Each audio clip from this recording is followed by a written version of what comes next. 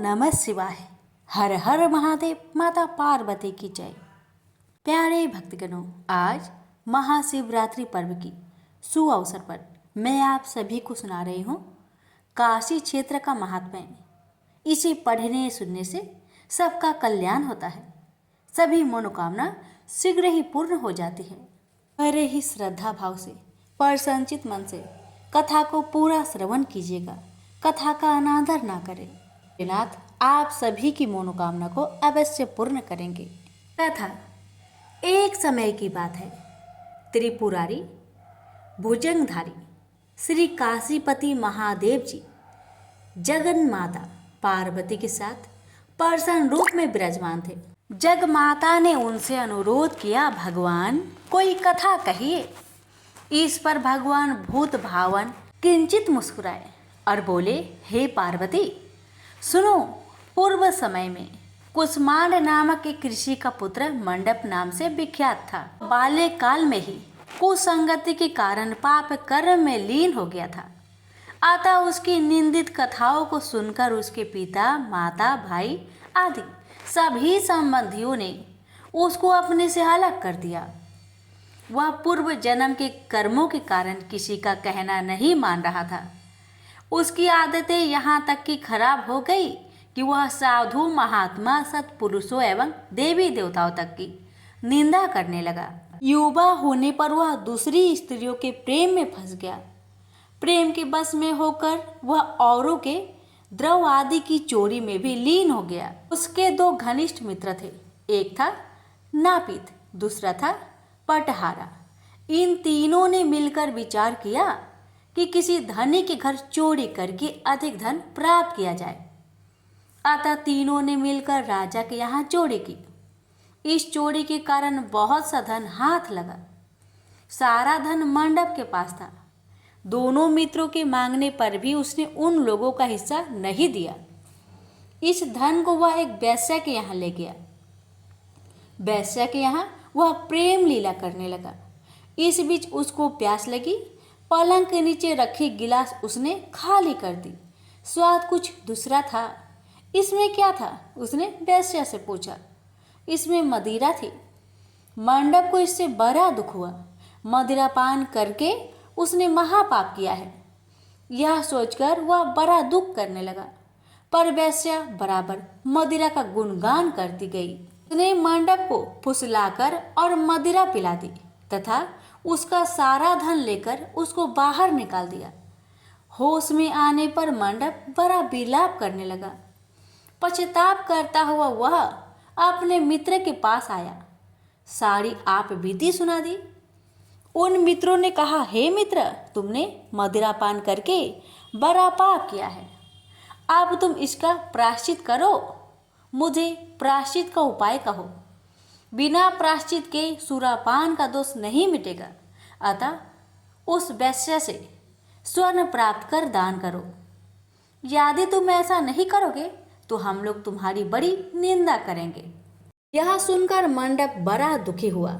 वह वेश्या के पास आया और वेश्या से अपना सारा दुखड़ा सुनाया। उसने वेश्या से स्वर्ण की मांग की। इस पर वेश्या बड़ी बिगड़ी और बोली, तुमने जो धन दिया है अब उसकी मांग मत करो। वेश्याएं कभी मिला हुआ धन वापस नहीं करती। क्या तुमको इस साधारण नियम का ज्ञान नहीं है? इस पर मंडप गिड़गिड़ाने लगा, पर वेश्या का हृदय पर इसका जरा भी असर न हुआ। उसने अन्य वेश्याओं को बुला लिया। सब मिलकर उसकी भर्त्सना करने लगी। कई ने तो उसको धमकी भी दे दी। हे पार्वती, इस प्रकार मंडप बहुत अपमानित होकर वहां से निकाल दिया गया। मंडप विलाप करता हुआ अपने पिता के घर की ओर चला। उसके दोनों मित्र पीछे लग गए। जब मंडप पिता के सामने आया तो दोनों मित्रों ने उसका हाथ पकड़ लिया। बोले, मंडप, हम लोगों ने मिलकर राजा के यहाँ चोरी की है, पर तुमने हम लोगों का अंश नहीं दिया है। तुम हम लोगों का अंश दो। यह बात सुनकर कुसमांड मुनि बहुत दुखी हुए और बोले, इस अधम से तुम लोगों की मैत्री कैसे हो गई? मंडप के मित्रों ने कहा, हे मुने, इसे भाभी ही समझिए। पर न्याय की बात तो यह है कि आपका पुत्र हमारा अंश नहीं दे रहा है। यह सारा धन लेकर एक वेश्या के यहाँ चला गया। उसने सारा धन ले लिया। वह वेश्या वाद विवाद में बड़ी चतुर है। वह धन वापस नहीं करेगी। अतः आप हमारा धन दिलवाइए, अन्यथा हम राज दरबार में गुहार करेंगे। इस पर कुष्मांड मुनि ने अपने पुत्र का हाथ पकड़ लिया। मुनि ने कहा, चलो मैं स्वयं राजा के पास चलता हूँ। न्याय प्रिय और धर्मात्मा राजा के दंड से पाप का नाश हो जाता है। पाप का प्रायश्चित न करने पर नरक यातना भोगनी पड़ती है। इस पर मंडप के मित्रों ने कहा, हे मुने, आप अपने पुत्र को हमारे हवाले कर दे। राज दरबार में आपका जाना ठीक नहीं है। हम लोग इससे निपट लेंगे। इस पर मुनि श्रेष्ठ ने कहा, हे अधम पुत्र, तुम इन लोगों के साथ जाकर राजदंड भोगकर प्रायश्चित करो। तुमने जो किया है बहुत बुरा किया है। आज से तुम मेरे पुत्र नहीं हो और मैं भी तुम्हारा कोई नहीं। जब तक तुम प्रायश्चित करके नहीं आओगे, मैं तुम्हारा मुख नहीं देख सकता। मंडप के मित्र मंडप को अपने साथ ले गए। दूर एक घने जंगल में ले जाकर पहले तो उसकी खूब भर्त्सना की, फिर बाद में उसको पीटना शुरू किया। बेहद पीटने के कारण मंडप बेहोश होकर गिर पड़ा। उसके मित्रों ने समझा कि वह मर गया, अतः उसको मरा हुआ जानकर उसके मित्रगण उसे वहीं छोड़कर चले गए। कुछ देर बाद मंडप को चेत आया तो वह विलाप करता हुआ एक और को चल पड़ा। उसके दोनों मित्र एक मंदिर में रात भर भूखे प्यासे टिके रहे और प्रायश्चित करते रहे। प्रातः वे दोनों उसे देखने के लिए गए कि उसके शरीर की अब क्या गति है। वहां मंडप को न पा उन दोनों को बड़ा आश्चर्य हुआ। फिर तो वे समझ गए कि मंडप मरा नहीं है, वह जीवित है और कहीं चला गया है। उस दिन शिव महात्म्य को जानने वाले लोग पंचकोशात्मक लिंग की प्रदक्षिणा कर रहे थे।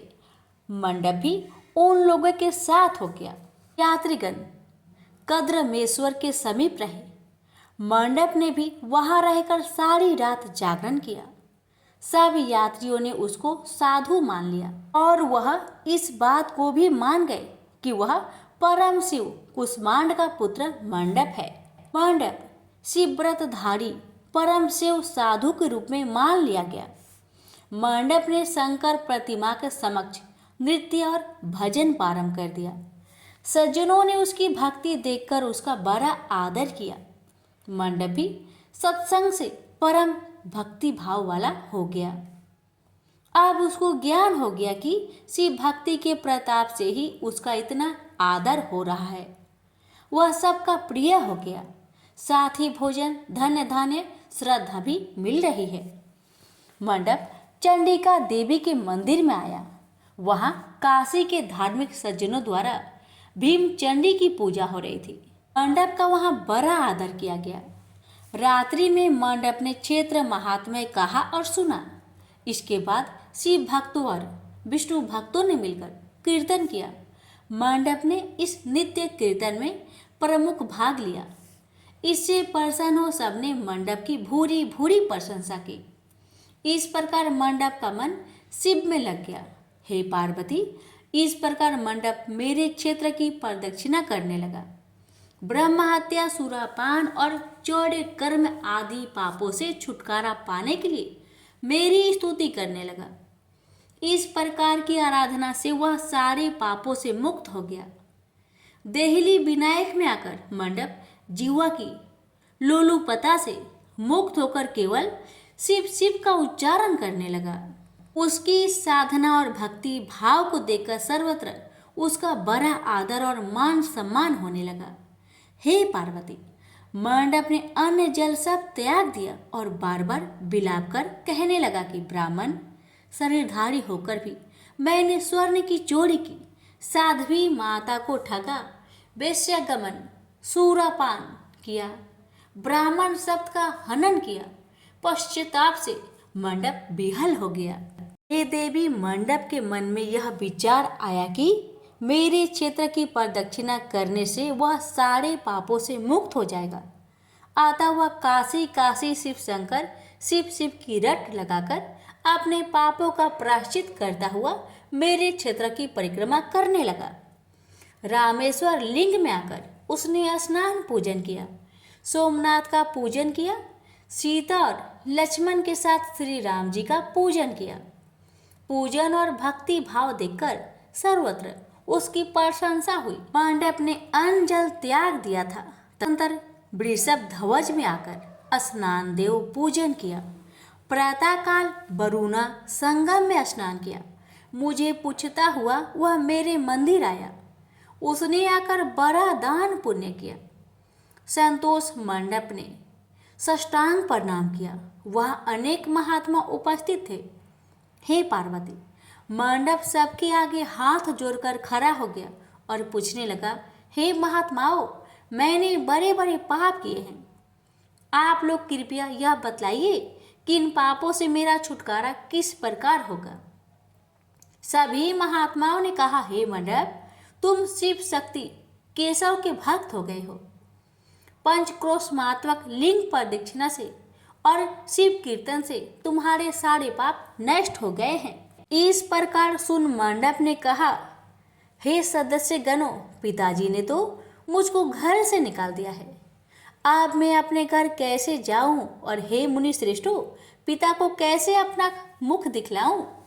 इस पर सबने कहा, अब तुम्हारे सारे पापों का प्रायश्चित हो गया है, तुम सहर्ष घर जा सकते हो। हे पार्वती, इस प्रकार मंडप अपने पिता के घर के सामने आया और शिव शिव शंभो शंभो महादेव महादेव का उच्चारण करने लगा। स्वर सुनकर कुष्मांड मुनि ने अपनी पत्नी से कहा, हे प्रिय, देखो तो कौन द्वार पर शिव का उच्चारण करता हुआ हमें परम सुख दे रहा है। शिव नाम की अमृत वर्षा कौन कर रहा है। मुनि पत्नी ने द्वार पर अपने पुत्र को देखा। हे पुत्र, तुम्हारा आना कैसे हुआ। मंडप ने कहा, हे माता, आपको और पिताजी को महात्मागण बुला रहे हैं। यह सुनकर मंडप की माता अपने पति के पास आई और उनसे सारा वृत्तांत कहा। हे पूज्यवर, आपका पुत्र शिव का नाम रट्टा हुआ द्वार पर उपस्थित है। उसका कहना है कि प्रायश्चित करके वह पवित्र हो गया है। सदस्यगण आपको बुला रहे हैं, वे प्रायश्चित का प्रमाण देंगे। कुष्मांड मुनि दरवाजे पर आए। उन्होंने रुद्राक्षधारी शिव भक्त मंडप को देखा। तुम क्यों आए हो। थोड़े से प्रायश्चित से बड़े पाप का नाश नहीं होता है। मंडप ने कहा, हे पिताजी, इसमें कोई संदेह नहीं है कि मैंने बड़े पाप किए हैं। इतना होने पर भी महात्मागण आपको बुला रहे हैं। मुनि अपनी पत्नी के साथ महात्माओं के पास आए। महात्माओं ने एक स्वर से कहा, हे मुनिवर, आपका पुत्र समस्त पापों से मुक्त हो गया है। कुष्मांड ऋषि ने पूछा, हे मुनि श्रेष्ठों, किस आधार पर आपकी दृष्टि में मेरा पुत्र पाप मुक्त हो गया है। इसने तो बड़े बड़े पाप किए हैं।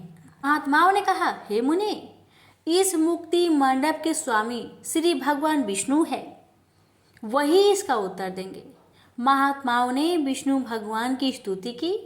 इस पर आकाशवाणी हुई, हे स्तुति करने वाले महात्माओं, यह महापापी मंडप जो कुष्मांड मुनि का पुत्र है, अब अपने पापों से मुक्त हो शुद्ध हो गया है। यह साधु संतों के साथ शिव शंकर के क्षेत्र की परिक्रमा कर चुका है। अब कुष्मांड मुनि इसे ग्रहण कर सकते हैं। इस प्रकार हे पार्वती, मंडप को कुष्मांड मुनि आदर पूर्वक अपने घर ले गए। इस कथा को सुनकर माता पार्वती परम प्रसन्न हुई। बोली, प्रभु, आपने यह महत्वपूर्ण कथा कही, इससे कलयुग में प्राणियों का बड़ा भला होगा। कृपा कर इस पर कुछ और प्रकाश डाले। इस पर शिवजी बोले, हे पार्वती, अब तुम भैरव जी की कथा सुनो। इस पर भैरव जी प्रकट हुए और बोले, त्रेता युग में समदर्शी सांडल्य नाम का एक ब्राह्मण था। वह महापंडित था। उसकी पुत्री का नाम विशालाक्षी था। वह अति सुंदरी थी। बाल्यकाल में ही उसके पिता ने उसका विवाह कर दिया। विवाह के बाद भी वह अपने पिता के घर पर रहती थी। वह युवा हो गई। युवावस्था होने पर भी उसका पति न आया, अतः सांडिल्य ब्राह्मण की कन्या पाप रहता हो गई। इस कन्या ने काशी में बड़े पाप किए। सुंदरी होने के कारण दूर दूर के युवक उसके पास आने लगे। एक समय की बात है, बड़े बड़े पापों को नष्ट करने वाली पंचक्रोशी यात्रा के मार्गियों देखकर वह विचारने लगी कि इस लोगों को पाप रट किया जाए। उस रात यात्रीगण दुर्गा कुंड पर रुके थे। विशालाक्षी धन के लोभ से वहां गई। वहां भजन कीर्तन कर स्वयं रचाया। यात्री उसका भक्ति भाव देखकर प्रसन्न हुए और उसे वैष्णवी समझ बड़ा दान पुण्य किए। इस लोभ के कारण वैश्या विशालाक्षी यात्रियों के साथ हो गई। कर्म मेदेश्वर दहलीज रामेश्वर में उसने निवास किया और वरुणा संगम में स्नान किया। यात्रियों द्वारा उसने काशी महात्म्य की कथा भी श्रवण की। इस सत्संग समागम से विशालाक्षी की आंखें खुल गई। उसने अपने पर बड़ा पश्चाताप किया। यात्रियों का सारा धन उसने लौटा दिया और पाप से अलग होने का निर्णय कर लिया। उसने महात्माओं से पूछा, हे देवताओं, मैं बड़ी पापिनी हूँ, कृपया मेरी मुक्ति का उपाय कहिए। इस पर महात्माओं ने कहा, देवी तुम धन्य हो, तुमको पापों से भय नहीं करना चाहिए। तुमने काशी क्षेत्र की प्रदक्षिणा की है, अब तुम हमारे साथ प्रदक्षिणा जारी रखो। विशालाक्षी ने उपयुक्त वचनों पर विश्वास किया। वह महात्माओं के साथ हो गई। 5वें दिन सभी यात्री वृषभ खंड में रहे। वह भी उन्हीं के साथ रहे। सभी ने वरुणा संगम में स्नान किया और आदि केशव का पूजन किया। विशालाक्षी मुक्ति मंडप में आई। उसने बड़े भक्ति भाव से शिव शंकर की पूजा की। इस प्रकार विशालाक्षी सभी पापों से मुक्त हो गई। उसके पिता सांडल्य ने बड़े आदर के साथ उसे अपने घर में स्थान दिया। वह इस प्रकार पवित्र हो गई। भैरव जी बोले, हे पार्वती, यह काशी क्षेत्र का महात्म्य है। इसे पढ़ने सुनने सुनाने से सबका कल्याण होता है। प्रेम से बोलिए हर हर महादेव, माता पार्वती की जय, भैरवनाथ की जय। महाशिवरात्रि की व्रत कथा। एक बार पार्वती ने भगवान शिव शंकर से पूछा, ऐसा कौन सा श्रेष्ठ तथा सरल व्रत पूजन है जिससे मृत्यु लोक के प्राणी आपकी कृपा सहज ही प्राप्त कर लेते हैं। उत्तर में शिवजी ने पार्वती को शिवरात्रि के व्रत के विधान बताकर यह कथा सुनाई। एक गांव में एक शिकारी रहता था। पशुओं की हत्या करके वह अपने कुटुंब को पालता था। वह एक साहूकार का ऋणी था, लेकिन उसका ऋण समय पर न चुका सका। क्रोधवश साहूकार ने शिकारी को शिव मठ में बंदी बना लिया। संयोग से उस दिन शिवरात्रि थी। शिकारी ध्यान मग्न होकर शिव संबंधी धार्मिक बातें सुनता रहा। चतुर्दशी को उसने शिवरात्रि की कथा भी सुनी। संध्या होते ही साहूकार ने उसे अपने पास बुलाया और ऋण चुकाने के विषय में बात की। शिकारी अगले दिन सारा ऋण लौटा देने का वचन देकर बंधन से छूट गया। अपने दिनचर्या के भांति वह जंगल में शिकार के लिए निकला, लेकिन दिन भर बंदी गृह में रहने के कारण भूख प्यास से व्याकुल था। शिकार करने के लिए वह एक तालाब के किनारे बेल वृक्ष पर पड़ाव बनाने लगा। बेल वृक्ष के नीचे शिवलिंग था जो बेल पत्रों से ढका हुआ था। शिकारी को उसका पता न चला। पड़ाव बनाते समय उसने जो टहनियां तोड़ी वो संयोग से शिवलिंग पर जा गिरी। इस प्रकार दिन भर भूखे प्यासे शिकारी का व्रत भी हो गया और शिवलिंग पर बेलपत्र भी चढ़ गए। एक पहर रात्रि बीत जाने पर एक गर्भिणी मृग तालाब पर पानी पीने पहुंची। शिकारी ने धनुष पर तीर चढ़ाकर जयो ही प्रयंचा खींची। मृगी बोली, मैं गर्भिणी हूँ, शीघ्र ही प्रसव करूंगी। तुम एक साथ 2 जीवों की हत्या करोगे, जो ठीक नहीं है। मैं अपने बच्चों को जन्म देकर शीघ्र ही तुम्हारे सामने प्रस्तुत हो जाऊंगी, तब तुम मुझे मार लेना। शिकारी ने प्रयंचा ढीली कर दी और मृगी झाड़ियों में लुप्त हो गई। कुछ ही देर बाद एक और मृगी उधर से निकली। शिकारी की प्रसन्नता का ठिकाना ना रहा। समीप आने पर उसने धनुष पर बाण चढ़ाया। तब उसे देख मृगी ने विनम्रता पूर्वक निवेदन किया, हे पारधी, मैं थोड़ी देर पहले ही ऋतु से निवृत्त हुई हूँ, कामातुर वीरहीनी हूँ, अपने प्रिय की खोज में भटक रही हूँ। मैं अपने पति से मिलकर शीघ्र ही तुम्हारे पास आ जाऊंगी। शिकारी ने उसे भी जाने दिया। 2 बार शिकारी को खोकर उसका माथा ठनका। वह चिंता में पड़ गया। रात्रि का आखिरी पहर बीत रहा था। तभी एक अन्य मृगी अपने बच्चों के साथ उधर से निकली। शिकारी के लिए यह स्वर्णिम अवसर था। उसने धनुष पर तीर चढ़ाने में देर न लगाई। वह तीर छोड़ने ही वाला था कि मृगी बोली, हे पारधी, मैं इन बच्चों को पिता के हवाले करके लौट आऊंगी। इस समय मुझे मत मार। शिकारी हंसा और बोला, सामने आए शिकारी को छोड़ दो, मैं ऐसा मूर्ख नहीं। इससे पहले मैं 2 बार अपना शिकार खो चुका हूँ। मेरे बच्चे भूख प्यास से तड़प रहे होंगे। उत्तर में मृगी ने फिर कहा, जैसे तुम्हें अपने बच्चों की ममता सता रही है, ठीक वैसे ही मुझे भी। इसलिए सिर्फ बच्चों के नाम पर मैं थोड़ी देर के लिए जीवन दान मांग रही हूँ। हे पारधी, मेरा विश्वास कर, मैं इन्हें इनके पिता के पास छोड़कर तुरंत लौटने की प्रतिज्ञा करती हूँ। मृगी का दीन स्वर सुनकर शिकारी को उस पर दया आ गई।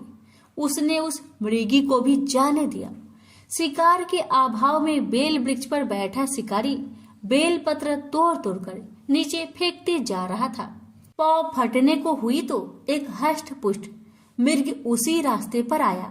शिकारी ने सोच लिया कि इसका शिकार वह अवश्य करेगा।